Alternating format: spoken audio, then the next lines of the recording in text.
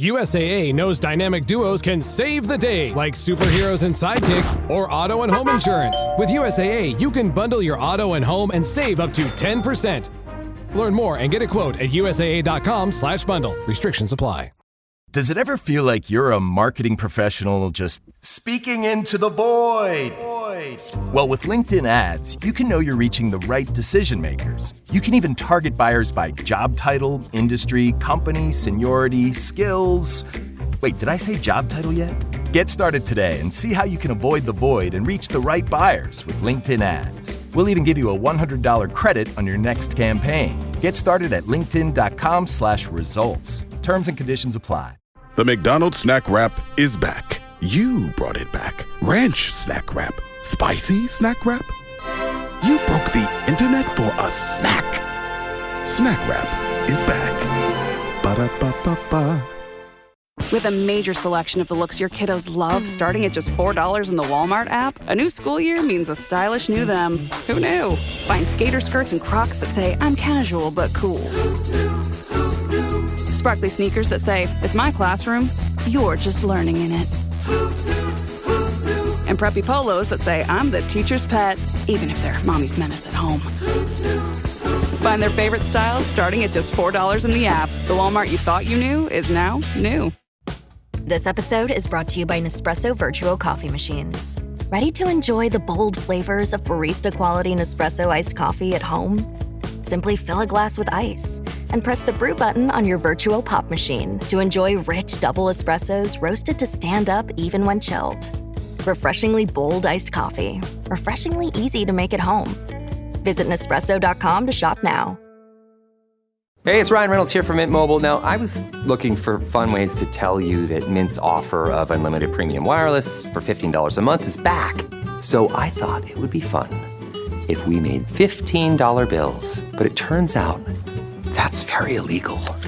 So there goes my big idea for the commercial. Give it a try at mintmobile.com/switch. Upfront payment of $45 for 3-month plan, equivalent to $15 per month required. New customer offer for first 3 months only. Speed slow after 35 gigabytes if network's busy. Taxes and fees extra. See mintmobile.com. Brace the rudders! Raise the sails! Raise the sails! Captain, an unidentified ship is approaching. Over. Roger. Wait, is that an enterprise sales solution? Reach sales professionals, not professional sailors. With LinkedIn ads, you can target the right people by industry, job title, and more. We'll even give you a $100 credit on your next campaign. Get started today at linkedin.com/results. Terms and conditions apply. Have you ever spotted McDonald's hot, crispy fries right as they're being scooped into the carton? And time just stands still. Ba-da-ba-ba-ba. Welcome to the HCI family of podcasts. We're your source for personal, professional, and organizational growth and development. We share our own original research, explore industry trends, and interview executives and thought leaders from across the globe. Join us for practitioner-oriented content around all things leadership, HR, talent management, organizational development, and change management. Maximize your personal and organizational potential with the HCI family of podcasts. Carla Fowler, welcome to the conversation today. Thanks, John. I'm excited to be here. It is a real pleasure to be with you. You're joining us from Arizona. I'm south of Salt Lake City in Utah. And today we're going to be talking about mastering performance improvement. I love this topic because I think we all long for maximum top premium performance, right? We want to maximize our potential. We want individually to be able to achieve our potential, but we want to help our teams to achieve their potential as well. Yet we have all of these broken performance management systems that are out there. The kind of classic performance appraisal, year-end performance appraisal that everyone knows doesn't work. We have all of these performance management systems that are clunky, that really don't work. And the question is, well, what do we do? Like, how do we replace them? We can't just not do anything. We have to be able to help people improve their performance. But what does that look like in the modern age, in the modern world of work? What does that look like as things are so rapidly shifting and changing, and the iterative cycle of technological advancement is so rapid. It's exponentially fast how rapidly things are changing and how quickly we need to be able to adapt. So what does that look like to be able to master performance improvement in this kind of an environment? It's totally different today than it was even a generation ago, right? So this is what we're going to try to unpack and explore together today. As we get started, I wanted to share Carla's bio with everybody. Dr. Carla Fowler is an MD, PhD, and elite executive coach. For the last decade, she has been a secret weapon for scores of CEOs, entrepreneurs, and other senior leaders. Carla's unique approach combines the latest research from performance science with timeless best practices to help top performers level up and achieve their goals. I could share a whole lot more about Carla's background, but Carla, I'm going to pause there. Anything you would like to highlight by way of your background or personal context before we dive on in? I think the one most important thing is that a lot of people ask me like, hey, so you took a academic medicine training pathway. Now for the past 12 years, you have been doing performance coaching. What's the story there? And we won't go into the nitty gritty of it. But I think one important thing to know about me is that I have been obsessed with performance since like fifth grade, and not in some odd prodigy way. Like literally, like in fifth grade, started thinking about things like, who wins the track meet and why? Or even like within social settings, right? The kind of hierarchies we have when you are in middle school, for example, like, well, what gives someone social savvy? Why? Like if someone has influence at that point in time, why is that? And this has been a thread throughout my life. I've loved challenging environments because I think one of the best ways to research things is get some firsthand data, like put yourself in situations, and then you also get secondhand data. So you get the data about how you feel, what's working for you, what's not. But you also get to watch everybody else in the arena and start to say, who's doing what? Who's performing at a high level, who's being recognized for that, how is it being measured? Are there informal measures as well as like the spoken measures? And so this has been like a theme for me for a very long time. Ultimately, it led me to start a practice outside of medicine as opposed to like a true medical practice. But that's sort of the context for, why talk about this, why think about this. So. Yeah, interesting. Well, and I could totally see that from a physical performance standpoint. I forget what's that term, that physical medical term, kinesiology, something like that. Yeah, that's a great term. Yeah, so I could totally see that. Like I think athletes are constantly thinking about how do we maximize to be able to perform at higher levels. Just yesterday, I was watching with my daughter. I was watching a wild card NFL playoff game, right? And that everyone is trying to figure out like how do we maximize our performance at the highest peak level of competition, right? And that's sports. Any physical athlete, is trying to figure that out. And in the workplace, though, we're trying to do the same thing. It's not necessarily always physical, but intellectually, right? Creatively, in terms of innovation, in terms of maximizing our efficiencies and all of those types of things. Like we're still trying to figure out how to maximize performance. And there are limitations to the human body, to the human brain, to what we can accomplish. Well said. And so understanding, it makes, I guess what I'm saying is it makes perfect sense to me, how someone with your type of background could land in this space, because understanding the limitations of humans and the human body and the human brain makes perfect sense. And then taking it to the next level of like, practically, what does that mean for individuals, for teams, for organizations, right? Yeah. And I think one of the first places we could even start is this idea of if we think about performance as something that is measured about us, right? Like that our organization is demanding from us or measuring us for, that's one particular context. And I think you led into that perfectly as you opened, which is, yeah, we have a lot of ways to systems, processes we put in place, end of year review, all of that. But in some ways, I always came at performance from a standpoint of performance is something like I want for myself. And I actually think, it could be rightly said, like, okay, that's fine. Carla, you were like a type A, whatever kind of person going through your career. But I actually have talked with hundreds of people. And what I know is that all of us have desires around like, what is our potential? Are we meeting it? And also that having challenges in front of us and meeting those challenges and seeing ourselves grow and achieve more than we might have in the past is a fundamental piece of our sense of self-efficacy.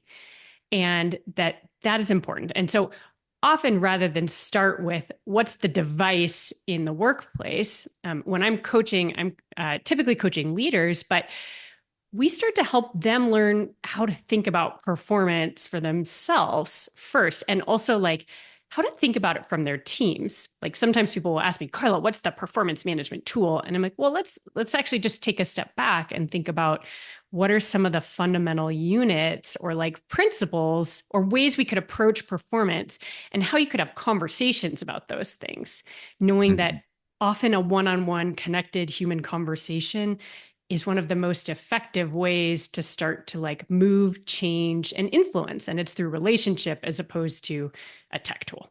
Let me also just reiterate, I ran off at the beginning, like all of those things, annual performance review, performance management systems. There's lots of tools that can help facilitate performance management within organizations. My opinion is most of that stuff doesn't work. Most of that stuff is not effective. And in fact, many organizations are getting rid of that kind of stuff, right? And there's been many high-profile organizations, oftentimes tech companies, that, proudly and boldly proclaim, we are done with performance management. We're done with the performance review, because rightfully they say it's garbage, and it is. Like, I mean, the traditional annual performance review is garbage. It doesn't do anything. It only wastes people's time. It demotivates. It doesn't improve performance. It only is uncomfortable for people and demotivating, right? But the question is, do they really not do anything related to performance? Of course not. That's crazy. Like, that's silly. Of course, there's still stuff related to performance within those organizations. They're just getting rid of the traditional stuff, right? So there's still going to be all sorts of other types of stuff that they're going to do. And what are those other things? What they're doing is they're putting more onus on individuals for individual ownership over their own performance progression and development. They're leaning more into more individualized coaching and mentoring types of forms of development. Especially for younger early career professionals. They're leaning into those forms of performance management and mastering performance and improvement rather than these more formal, structured, clunky, less very proven, less effective forms, right? Yeah, and which I think is a good direction to be going in. And so, yeah, I hear you, like, in your agreement of that, of like getting away from some of these clunky tools. And so then the interesting thing, and this of course is what I do day in and day out as a coach, but now you have a lot of people who are trying to lead these conversations and think through, but also maybe without structure. And so that brings us sort of to the topic of our conversation, which is a little bit, well, how could we think about performance, and what are some useful things to be thinking about? Like if we broke it down into some principles, that is, if you are a leader, having developmental conversations with your team, or even if you're a leader saying, hey, I need, as we go up the chain, there's less and less people concerned with our development because we are mostly, now you're in the role of, no, you develop your team, but there's often less of that support at the top. But so you have to think about your own performance as a leader as well, and how to kind of think through that. One of the things when I started coaching was I thought it was important to have some like backbone for it. And I really wanted to tap into performance science because I'm trained as a scientist, and I really wanted to say, well, okay, it is a noisy field. There's lots of contributors. And of course, it gets way down into the weeds. And we want this to be practical, if you're actually going to take this out and use it with people. And so the first thing I did is I was designing almost like my coaching operating system, or my way of thinking about working with people in performance, I had to define like, well, how do I want to break down performance in a way that we could then use it to approach problems or challenges that come up, but help people have a number of different ways to approach it. And in a way that was simple enough, they could actually use it independent of me. And so the first thing I did was say, well, performance science, like, and even performance in general, I think has about 4 buckets. So you could think of it as there is a sort of clarity or strategy bucket. You could think of this as saying, you're not going to do everything. And your edge in performance is always about where you choose to spend your time. So how potently you decide what activities, whether it's your team is going to do or that you are going to do as an individual. First bucket, strategy. Second bucket is really about how well you can execute or your team can execute on whatever those right things are, those most important things you're going to do.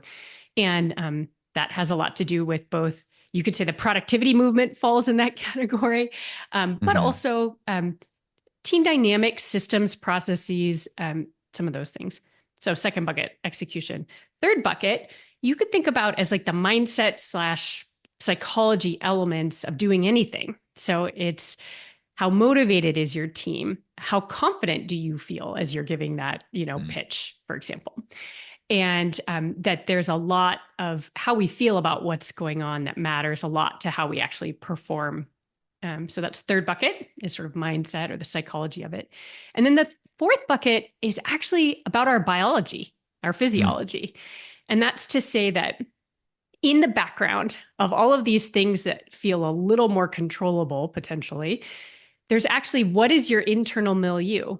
Are you in fight or flight mode all the time? Are you getting enough sleep?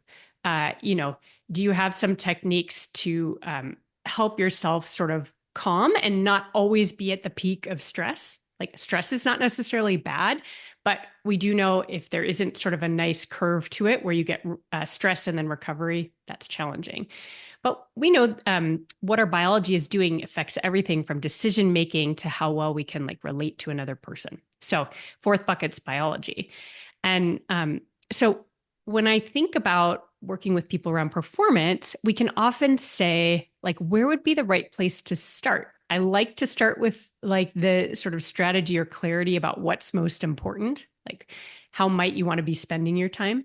But for different performance challenges that come up for people, like someone may have already identified, for example, that they need to develop their team in a particular learning area. And so maybe the approach is actually from the execution bucket to say, how do you make a learning journey for them? But like few of us are in school anymore. And so we actually have to define those developmental journeys. Like what could it look like to build more skill and knowledge about AI for your team, right? Like this is going to be a major factor in what teams need to think about and deal with, right? So but I'll pause there. That is often how I start to break down for people, like, how could you think about performance and different places to enter that cycle and either help and develop a team member or develop yourself? Yeah, I think that is very helpful to think about those different separate areas and to think about self and team members in that way. Because the reality is everyone is going to be in a different spot. That's one of the reasons why the traditional systems that are rigid and clunky, because the traditional systems are like annual, they're just so disconnected, they're not real. They're not real time. They're not real time. They're so disconnected from when the performance is actually happening, right? And so for all these reasons, it just doesn't really work. What you're describing, though, is like there's distinct reasons why performance doesn't happen. There's a whole range of things that can happen, and it's individualized.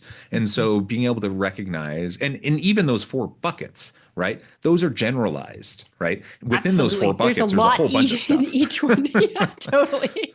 But it just helps conceptually, right? To put things in buckets. But the point is, like, this is an individualized thing. You got to know your people, right? And you can kind of put it into buckets, but then recognizing like, yeah, this is going to be an individualized approach for each person. I need to understand what their challenges are and what they need to be facing to be able to improve their performance. It needs to be real time. It has to, like, if you see a problem, it needs to be addressed, or some great performance, it needs to be addressed immediately. If you see a problem, it needs to be addressed immediately. That's like when, again, I mentioned watching an NFL playoff game yesterday. Like in sports, you have immediate feedback, right? That's the difference Yes. oftentimes between like athletics and the workplace. In Mhm. sports and athletics, you usually have immediate feedback on what's happening and whether it worked or whether it didn't work.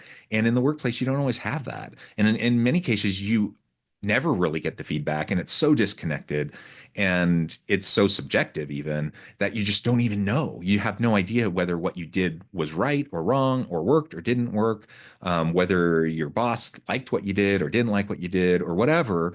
And so it's just so hard to even know if you're performing well or not.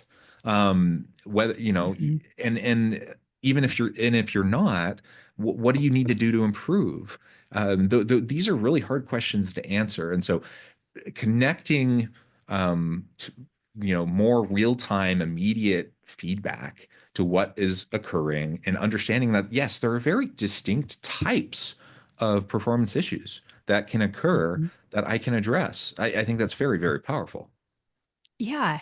And I like your point about the importance of feedback and also like real-time feedback. And I 100% agree that sports, you know who won the track meet. It's usually pretty clear, or who won the football game. And it is one of the challenging things when you start to get into workplace environments. You could argue that to some degree, there are fields like sales where there are many more numbers associated with performance in that area. And as a result, it does make it easier to know. But then you also have to ask yourself, like, well, where did the leads come from? How is the marketing department involved in that? There's a lot. And so one of the other interesting things about performance that I think about, and I bring this up because it is often missed, is in fields where things are harder to measure, there's another piece besides just our results that starts to matter a lot in performance.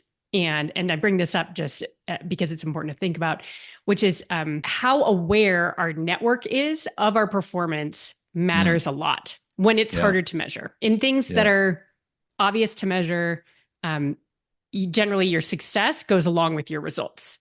But in the workplace, for example, I have talked with a number of people who are like, well, I'm working really hard. I think I'm producing great results, but I don't know that I'm seeing, the promotion cycle or the attention. Like, I feel like my good work should speak for itself, and I'm not a person who likes to be all self-promotional. And so this is something that's another piece of performance that is a mistake we often make. And it is made in such a good-hearted way because, again, there are people who are busy, trying to be overly braggy or self-promotional. But one of the things that's important is when we have value to produce and we're really performing at a high level in an organization, it's actually important to help people know, because that allows them to get more value from us, to use us in new ways. Yeah. And so that's just, I like to flip it. It isn't about, hey, I need to promote myself. I often talk about this as, hey, you need to communicate to others so they can use, their human capital, you being a valuable asset of that, in the best way possible. And there are wonderful ways to do that without actually being like, hey, look at me. Like, often it's like sharing wins from your team, highlighting their contributions, but also saying, hey, this is what this might mean for other departments. And how could we capitalize on this all together so we could all win some more, for example, is a lovely way to share your results, recognize your team, which of course is a very fundamental piece of motivating a team, is them feeling visible and recognized for their own performance. But also then being able to say, bring other people into that win and say, hey, what does this mean for us? How could we, all get more out of this? But that's a common thing that gets missed in performance. So I love to bring that up. And it is a conundrum. In my experience, most people who are like the most self-promotional and what some people would see as the most obnoxiously self-promotional are not the best performers. But yeah, they're obnoxiously self-promotional.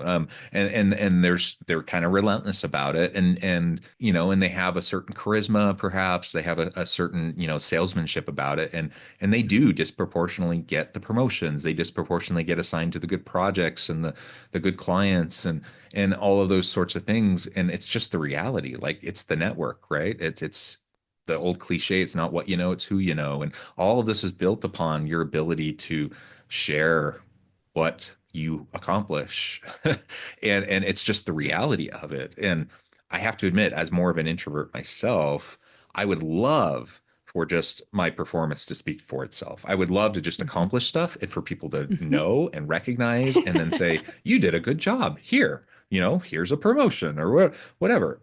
I would love for that to always be the case. But anyone who's lived in this world for any amount of time will know that's not the case. That's not how the Yeah. world usually works. You are not alone, John, in that. I have absolutely felt that myself. And I think a lot of people feel that. But fortunately, we don't have to approach it in that obnoxious way. But we can Yeah, still take and advantage of to it. your point, it's not an either or. It's not like you have to be this obnoxious blowhard who's constantly just making it all about you, or you have to be this mouse in the corner who never shares anything, right? It's not either or. You can totally be a person who owns your successes, who is not just endlessly self-promotional, but is adding actual meaningful value to others around you. So it's not just humble bragging all over the place, but you're actually adding value to people, and you're complimenting your team, like you said, and you're lifting others up around you. And as the natural byproduct of lifting others around you is that you're going to be lifted as well. And so when I see people like that, I am so impressed by them. Um, Not because they're obnoxiously self-promotional, but because I know like that is impressive. That takes skill to lead a successful team of high performers where they trust and are committed and loyal to that person, where they are, performing at peak high levels. That doesn't just magically happen. That happens because they have a team lead who is bringing out the best in them. And and I think smart people know that, right? Like we're not stupid. Like people recognize that. And so as we're trying to think about how do we find that balance, I can't answer that for you, anyone who's listening or watching. You're like, I can't answer that for you exactly in your context, in your business, in your team. But generally speaking, I would say, yeah, just try to seek that balance somewhere in the middle where you're adding genuine value to those around you, where you're being genuinely complimentary to those around you, where you're lifting up the people around you and performing at a high level yourself. And as you're doing that, you will get recognized, you will get noticed, and you will have opportunities to share what you're doing in meaningful ways without seeming obnoxious. So, anyways, I know it can be uncomfortable, but you got to do it. Otherwise, to your point, you're going to have wasted human capital. Like you're going to be so capable, Exactly. so much you can offer, and it's going to go unseen. It's going to be like the tree that falls in the forest and doesn't make a sound. It's Yes. It's there's going to be so much it's a potential great there that never analogy. gets tapped, and that's sad. Yeah. And fundamentally, like in performance, part of it, and as we want to be fully, expressing our potentials, is to lean into that edge of discomfort. Yeah. It is much like physical training. It is unlikely that we are going to be growing if we're not actually putting our system into some discomfort, like stressing it a little bit. And so for people who are out there who are like, oh, I hate self-promotion. This is a great moment, as you said. We don't know where the balance is for you, but it's to say, lean into that. Think about something that is palatable enough to you, maybe a little bit scary, but you're like, all right, I will do that at my next one-on-one with my skip level or my boss. Like, help them understand the value we're producing and give it a shot. Like, lean into that edge of discomfort. Yeah, yeah. Discomfort is always necessary for growth, for development. Um, for peak performance, you're going to have to stretch. You're going to have to. I mean, it's like exercising and building a Yeah. muscle. You got to break stuff down a little bit to rebuild it, right? And that's just the way it is. It's uncomfortable, but it's necessary. Yeah. Well, Carla, this has just been a super fun conversation. I know there's a whole lot more we could talk about here, but I'm also noticing the time. I need to let you go and get on with your busy day. Before we wrap things up, I wanted to give you the chance to share with the audience how they can get connected with you, find out more about your work, and then give us the final word on the topic for today. Awesome. Well, thank you so much for having me, John. This has been awesome. A great way for any audience members who want to learn more or get in touch with me. LinkedIn is a great place to follow along. So I'm often posting conversations I have about performance science and coaching, and I'm at Carla-Fowler. But if you want to learn more about coaching or find the whole library of conversations I've had about performance science, that is on my website. Another great place, has a good FAQ as well. And that's at thaxa.com, THAXA. Wonderful. Again, Carla, thank you so much. It's been a real pleasure. I encourage the audience to reach out, to get connected, find out more about what Carla can do for you. Check out the resources, many wonderful things that she provides. And as always, I hope everyone can stay healthy and safe, that you can find meaning and purpose at work each and every day. And I hope you all have a great week.